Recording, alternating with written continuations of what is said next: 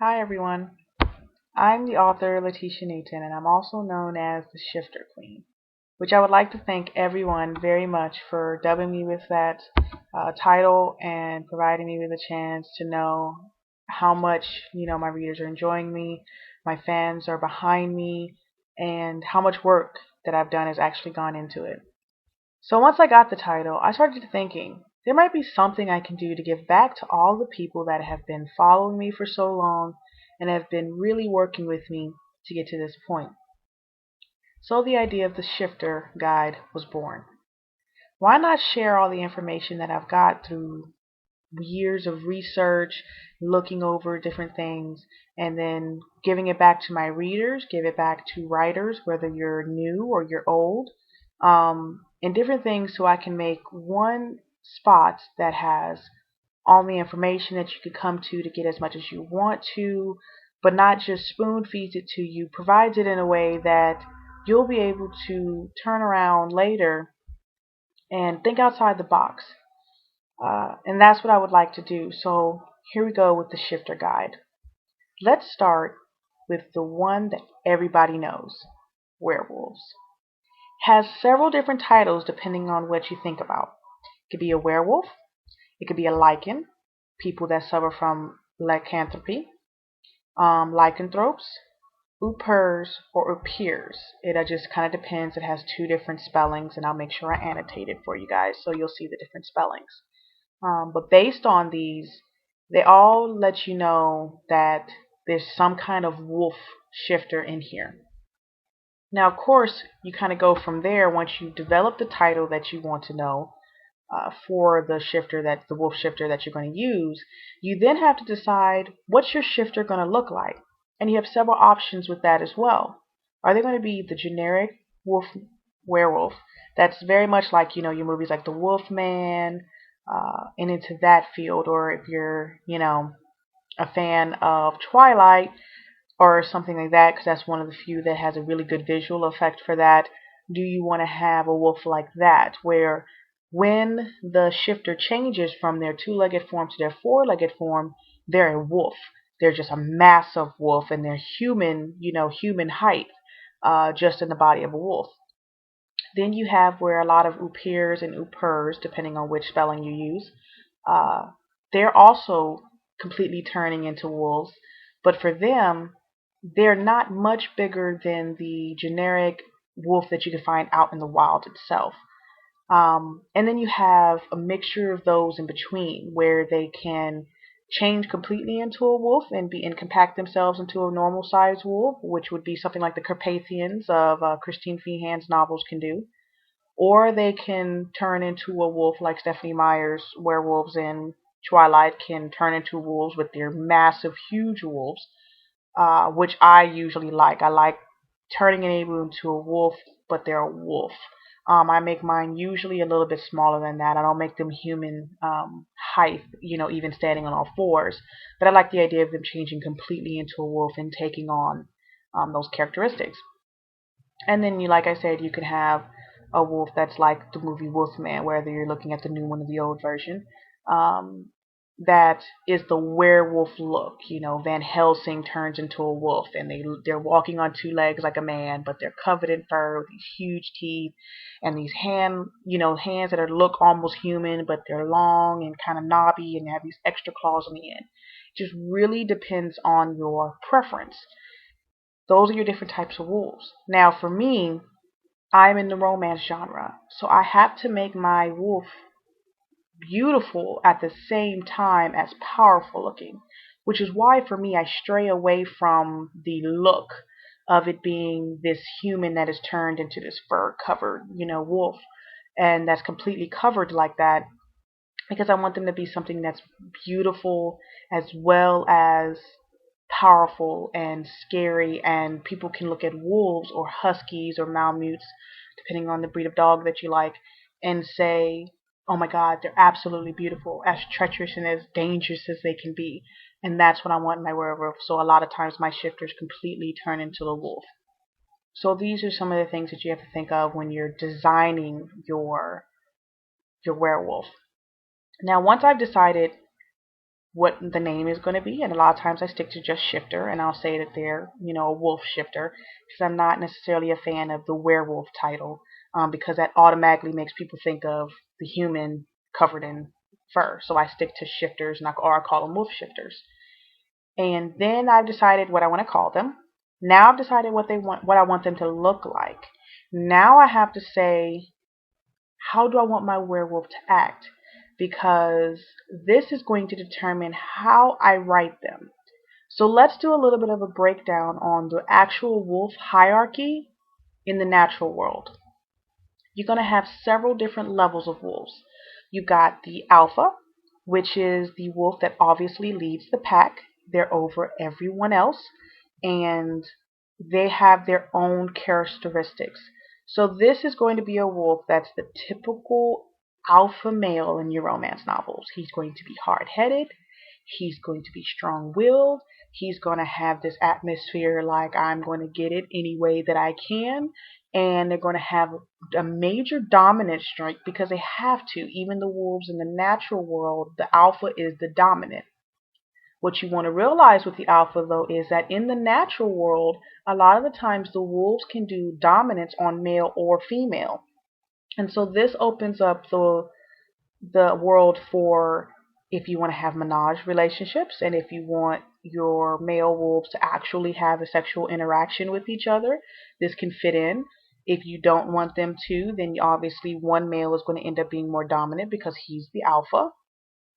This also will allow for you, if you want to go for gay romance, then it also fits that as well, because the alpha and the wolves in the natural world do dominance on, same sex. It doesn't matter as far as the gender. So I really like that because it opens up. For example, I've done several menages. My book, Accepting Their Claim, was a menage, but the alpha and the beta were brothers. They were twin brothers. So Rion and Quinn were twin brothers. Quinn was my alpha and Rion was my beta, and because they were brothers, they had no interaction. But Quinn was definitely the alpha. He was the controlling factor. He was the tougher one. He was the more dominant for Zelina, which was my main female character, or they just called her Z for short. By contrast, in my book Accepting Their Claim, that will be coming out very soon, and next month, in January 17th to be exact, from Amira Press, there's Hideki and Tobias. So for some of you that were wondering who the two characters were, there you have it. I just told you the secret. Hideki and Tobias actually is another menage romance between them, and Hideki is the dominant wolf. He's more alpha, and he actually has a romantic relationship with Tobias, who is the more submissive wolf, as well as the female Sonia Taylor that they're also adding into their realm. So that's what you're going to look at when you're dealing with your alpha. So that kind of lends to the natural order of the guy being truly dominant. Your next is going to be your beta. Now your beta is always going to be secondary. What's nice in the world of writing romance or writing any books is your beta has the opportunity to be one or two things. They have an opportunity to be the alpha with the softer qualities that sometimes women want, where they're not as overbearing, they're not as dominant, and everything has to go their way exactly as they said, because they have a possibility and a chance to be a little bit more relaxed because of their very position within the pack. So a lot of times in like menage romances, the beta is like the soothsayer. He's the peacekeeper. He's allowed to have the softer side and present that for the female character so that she gets some easy kind of sloping into the relationship, and he kind of smooths the ruffled feathers for the alpha. So that's what you're going to do with your beta. The other option for the beta, of course, is to be the upstart that wants to be alpha, or they're strong enough to be alpha, but for some reason they haven't taken that step, and they usually will within the book itself. So you kind of have those options with your beta. Now, the next one is what most people actually don't take into effect at all in most novels. I do, because once I found them, I said, oh my God, I have to use them. And these are your thetas, or they're also called deltas. The thetas, or your deltas, are your third rung, and a lot of the times they're your historians. They're the ones within the pack that has all the information. They keep the verbal knowledge of the entire packs and the clans over time. They're usually very revered in the way that they're not powerfully strong like the alpha, but they have all the histories and all the wisdom and all the knowledge of the past. So you want to keep them in a place of power and a place of reverence. And so a lot of times I may use them. They may be the go-to guys for what's really going on in the pack and why this is happening and why this is not happening. That will be them. Okay. The next part that you're going to have is the last ones, which most people know as your omegas. They are your lowest rung wolves. They have no stature within the hierarchy, and they usually always have either a lot to prove because they're tired of being there, or they're comfortable with that and they're comfortable with their place within the pack. So, you have that. Between your thetas and your omegas, there are wolves all between there that, they're just within a rank and they kind of order themselves by strength between them, so they don't necessarily have direct titles. So there's your general hierarchy of your wolves, and so you need to take those into account when you're deciding what kind of male you want, what kind of reactions you want, and different things of that nature. But just remember to take into account that they're human too. They're not just wolves. So while their wolf side will influence their basic design or their basic reactions to things, also remember that as they are human as well, their human side is going to have some, some say as well. So while you may have an omega that will naturally be a little bit more submissive, a little bit more down to earth, but he's a man, hello, and has a little bit of, a complex up here, then that may make him dominant to a human woman regardless, because he outweighs her and he's stronger than her. So he still has that idea of, strength provides hierarchy. So as I'm stronger than you, I'm higher than you in the hierarchy, so I can still dominate you whether or not I'm dominated by the rest of my pack. So these are the things that you have to take into account.